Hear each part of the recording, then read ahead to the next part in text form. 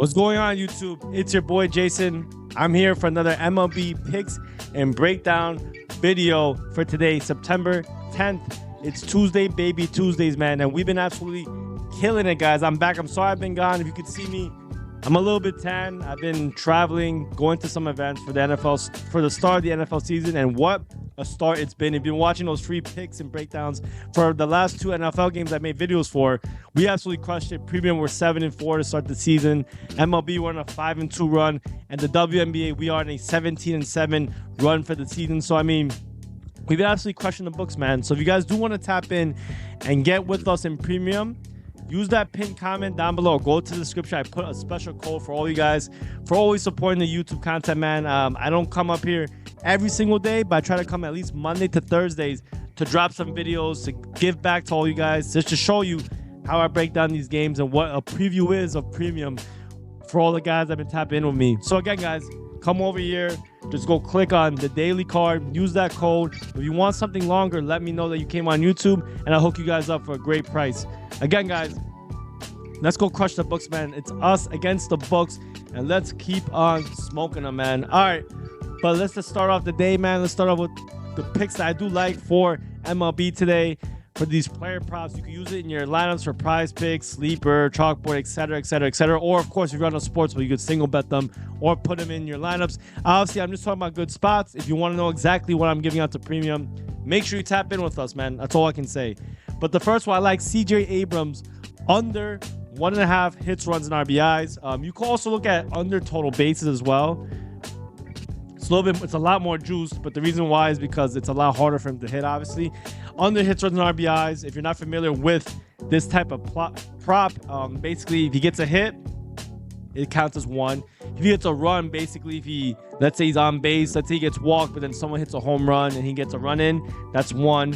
Or he gets an RBI, let's say there's a guy on base, he has a sacrifice hit, he doesn't get on base, doesn't get a hit, but someone runs in because he hit like a fly ball in the air, that counts as an RBI. So you have three ways to cash in. Obviously, if he hits a home run, you get a hit, a run, and an RBI. So guys that hit home runs and before, maybe in the beginning of the seasons, the HRRs at 1.5, they were great. Some guys like that were Shohei Ohtani, Freddie Freeman, guys, Bobby Wood Jr. Now their lines are at 2.5 because if they hit a home run, I mean, they'll get, 3, and which is really easy. Those guys smoke it. Those guys crush those type of props. But why do I like this one? So I think it's a very tough match against Reynaldo Lopez of the Atlanta Braves. Right-handed pitcher. I mean, he's very, very good. Good strikeout stuff.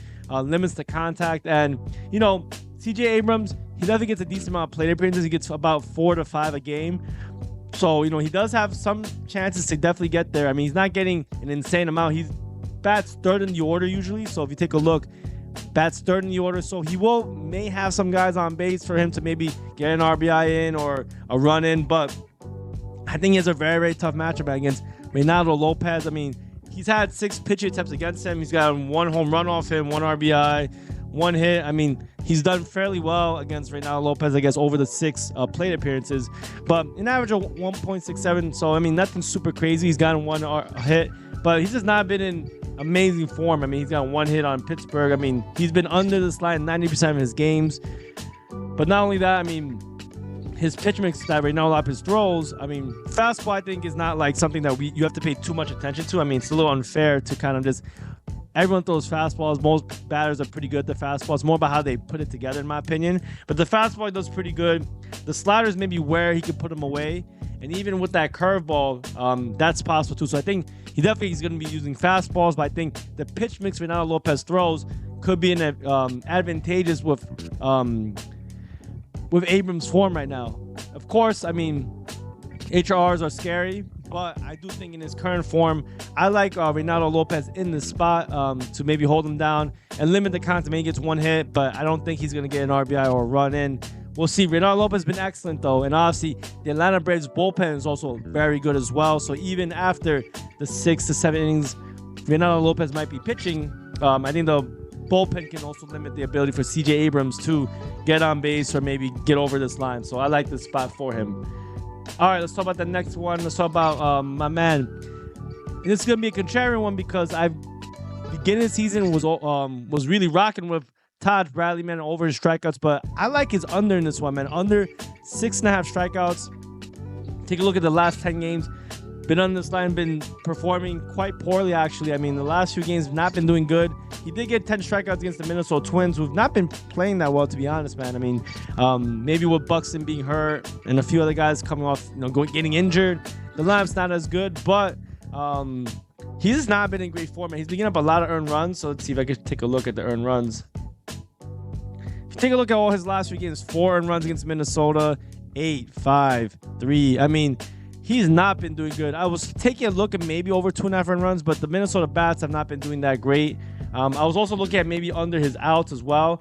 That's also another way you could play this. I mean, but just to be honest, though, I mean, the Philadelphia Phillies, I mean, pretty dangerous team. They've been one of the better teams against right-handed pitching. Top 10 for sure. Taj Bradley does have good strikeout stuff, but the one thing I will say, though, is the reason why I like his under his Ks is that if he pitches below a certain inning count, like the chances of him getting over 7 Ks is pretty hard, right? I mean, Philly, granted, I mean, they have not been striking out at a super high rate, which is why I think we're getting, not super juiced line for under 6.5 Ks.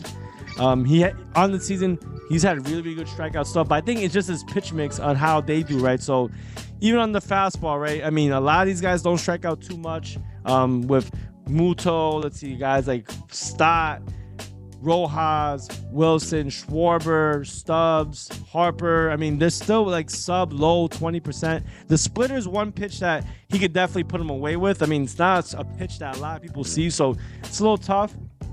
But the other pitch that he does, so the cutter, these guys are really good at not striking out against this line. So, I mean, I think Philly, they can definitely give him some problems. They can definitely get some runs on him, get on base, rise that pitch count, and you know what?